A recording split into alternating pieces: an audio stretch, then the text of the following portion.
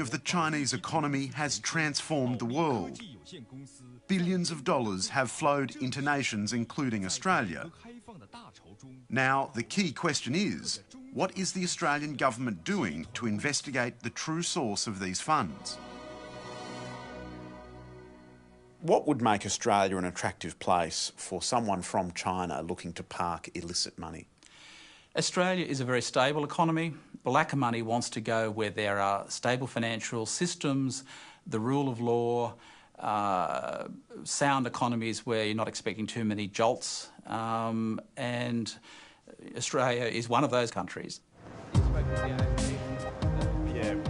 John Schmidt, former head of the anti-money laundering agency AUSTRAC, says Australia has failed to close a major loophole for dirty money coming into the country.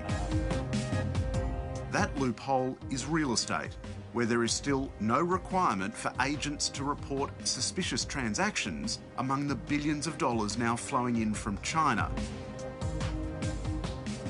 Real estate is recognised internationally as one of the means by which people will launder money, yet we ourselves haven't covered the field as yet.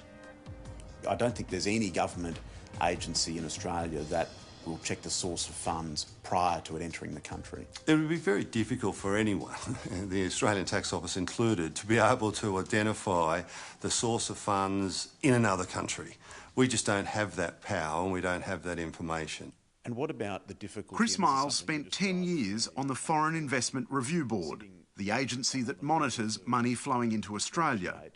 I think that you have to try and analyse whether, again, this is against the national interest of Australia or not.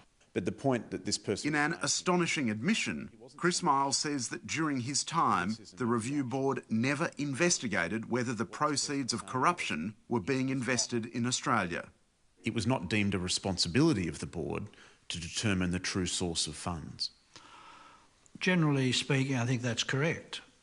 Where the money came from is somebody else's responsibility.